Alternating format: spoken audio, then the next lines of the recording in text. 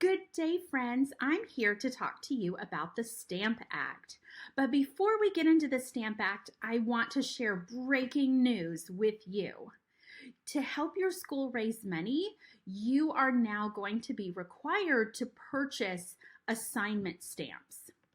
The assignment stamps have to be placed on the top right corner of your paper before you turn it in. And this is a paper that's due in any subject.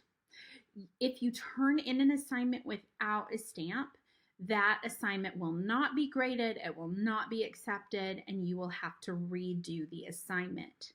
As you can see here, an assignment stamp costs 50 cents, so you'll have to pay 50 cents for each stamp to go on your assignment. And I want to say you're welcome.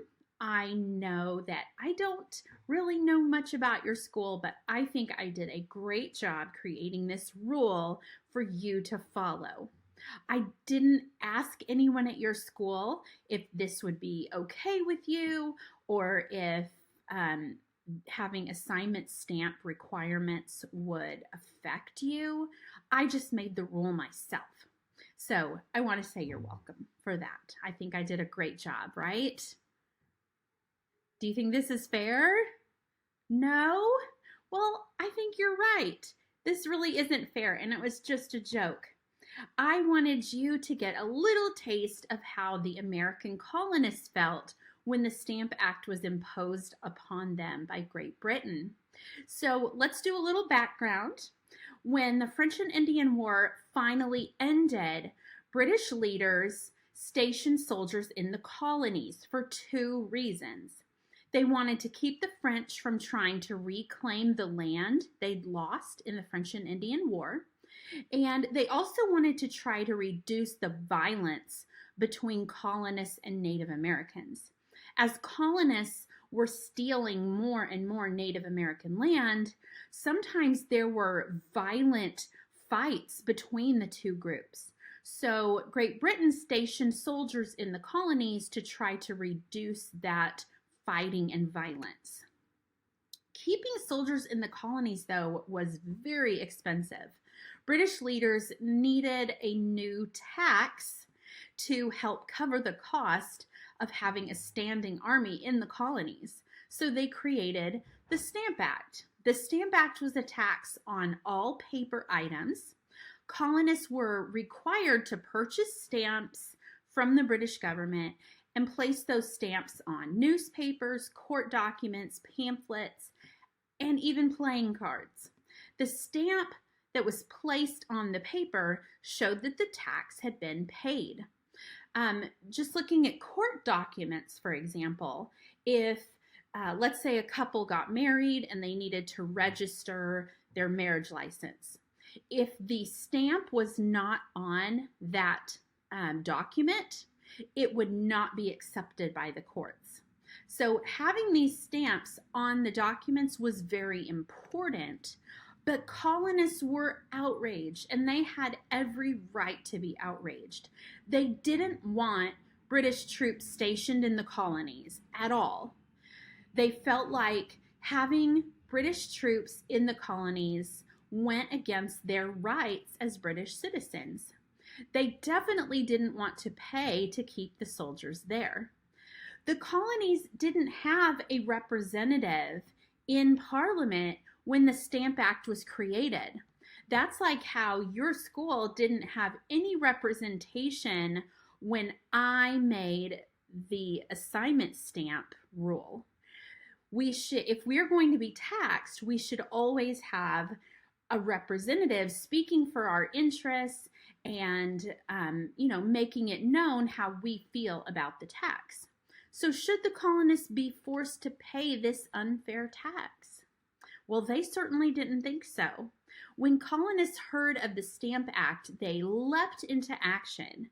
Stamp distributors, who were responsible for giving out the stamps and collecting the tax money, these stamp distributors were appointed by Great Britain, and that was their entire job, to collect the tax money. Well, these stamp distributors became targets for protesters. None of the stamp distributors were killed, thank goodness, but they were absolutely terrified by the protesting mobs who threw rocks through their windows. They ransacked, destroyed their homes. They did a lot more things to scare these stamp distributors and their families. Pretty much every stamp distributor in the 13 colonies resigned his position. And when I say his position, these positions were only given to men. In the 18th century, women would not have been given these types of positions of authority. So, are you ready for a story? Okay, let's talk about Mr. Cadwallader. I hope I'm saying that right. Cadwallader Colden. I just like to call him Mr. Colden because I've never really used that name before. So Mr. Colden was born in Scotland in 1688. He studied medicine and then he moved to the New York colony when he was 29 years old. He was a very smart man, known as an intellectual, just like Ben Franklin, and he would often be part of the same groups and social circles as Benjamin Franklin. Well, in 1765, when the Stamp Act was introduced, Mr. Colden was the lieutenant governor of New York Colony, and you see the blue arrow pointing there to New York Colony. Mr. Colden fully supported King George III and British leaders, even though colonists were starting to protest against the Stamp Act. He still wanted to support King George III and British leaders. So protests, riots were breaking out in all 13 colonies against the Stamp Act, but Colden was steadfast in his commitment to enforce the Stamp Act and to do everything that King George III and British leaders told him to do. So protests were heating up, and Mr. Colden started to fear for his safety. So he retreated to Fort George. Fort George was very close to his home in New York City. So he was just able to go into the fort and he had some protection inside the fort. On October 22nd, 1765, a shipment of stamps arrived in New York. Thousands of colonists gathered at the shoreline to protest these stamps coming into their colony. The stamps were moved under armed guard from the ships and placed inside Fort George for safekeeping. The Stamp Act was set to go into full effect on November 1st, 1765. In those days between the stamps arriving, October 22nd, until November 1st, there were huge numbers of protesters in the streets. There were thousands of windows broken. You could hear chants of liberty, liberty, liberty throughout the night as protesters walked the streets all night. Street lamps were pulled down all over New York City. The city was plastered with handwritten and printed signs promising destruction and death to anyone who dared touch a stamped paper. It was getting pretty serious. Throughout all of this unrest, Mr. Colden stayed inside the fort, and he said, "I am absolutely going to enforce the Stamp Act." He did not dare come out and talk to the crowds who were protesting the Stamp Act. So finally, November 1st, 1765 arrives. The Stamp Act is in full effect. Let's see what happens. So the first day of the Stamp Act comes, and when it turns to nighttime, more than 2,000 protesters take to the streets to walk through the city. The crowd erected a gallows, which was a wooden device used for hanging a criminal, executing a criminal. They hung an effigy on the gallows. An effigy is a doll that's made to look like a person. So they made an effigy of Mr. Colden, hung it on the gallows, and then they paraded the gallows through the streets. The protesters had arranged for the church bells throughout the city to ring as they made their way to Fort George. This crowd of thousands of protesters walked to Fort George with candles and torches in their hands. It kind of reminds me of that scene in the Beauty and the Beast movie when the angry townspeople are going out to the castle and they have their torches and their candles and their pitchforks and they're mad. That's what this situation reminds me of. So these protesters get to the fort. They are pressing against the walls. They're pressing against the gate. They were able to tear down the walls of Mr. Colden's coach house. A coach was like a carriage. A horse would pull the carriage, and Mr. Colden would sit in the carriage to travel. He had a prized coach.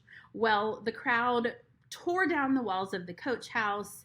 They used that wood to build a fire, and they threw in the effigy, they threw in the gallows, and they threw in his prized coach. Now, to add to Mr. Colden's terror, he received an anonymous note that night. When I first read this note, I've read a lot of historical documents. When I first read this note, I was like, oh my goodness. This note would be terrifying to anyone who received it, but much less the Lieutenant Governor of New York, who is hiding out from protesters of the Stamp Act inside of Fort George. So here's what it says. To the Honorable Cadwallader Colden, Esquire, which means he was a lawyer at one time, Lieutenant Governor of the City of New York. Sir, the people of this city and province or colony of New York have been informed that you bound yourself under an oath to be the chief murderer of their rights and privileges. Okay, so keep in mind this is 18th century spelling, so you are going to see some things that look like they're spelled wrong to us today, but in the 18th century they didn't have standardized spellings. So I put the original wordings in this letter. So basically they're saying, Mr. Colden, we've heard that you have promised an oath to be a murderer of our rights and privileges. So a little bit dramatic, right? You are murdering our rights and privileges by acting as an enemy to liberty and mankind in the enforcement of the Stamp Act. So you are murdering our rights and privileges, and you are an enemy to all liberty and mankind because you are enforcing the Stamp Act.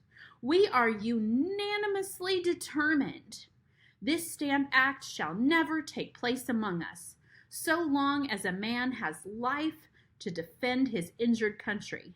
So pretty much, there is no way we are going to allow this Stamp Act to be enforced as long as there is one person among us who can fight. We can certainly assure you of your fate if you do not this night solemnly make an oath before a magistrate or judge and publish to the people. So we can promise you tonight that you are going to be destroyed, you are going to die, if you don't make a solemn promise before a judge and send it out to the people. Here's what they wanted him to promise. You will not endeavor to introduce or execute the Stamp Act or any part of it, that you will to the utmost of your power prevent its taking effect here in New York, and endeavor to obtain a repeal or a cancellation of it in England, so help you God. So they wanted him to promise that he would never introduce or execute any part of the Stamp Act, and that he would do everything in his power to keep the Stamp Act from being instituted in New York. And they also wanted him to try to get the Stamp Act canceled in England. We have heard of your design or menace to fire upon the town in case of disturbance. So they'd heard that he was speaking to soldiers and military leaders about firing or shooting into the town mobs if they became a disturbance. But assure yourself, but we promise, that if you dare to perpetrate any such murderous act, you'll bring your gray hairs with sorrow to the grave. What a terrifying statement. Of course, his hair is gray. He's 76 years old. He's probably wearing a powdered wig also. They're saying, if you dare to perpetrate any sort of violence upon rioters or protesters, you will bring your own gray hair with sorrow to your grave. You'll die a martyr to your own villainy. So you will die because of your own doing and be hanged like Portus. Portus was a leader who 10 years ago had ordered his soldiers to fire into a protesting mob, and he was killed brutally and hanged. So they're saying, you're going to be treated like that, and you're going to be hanged on a signpost as a memento to all wicked governors in the 13 colonies, that every man who helps you will surely be put to death.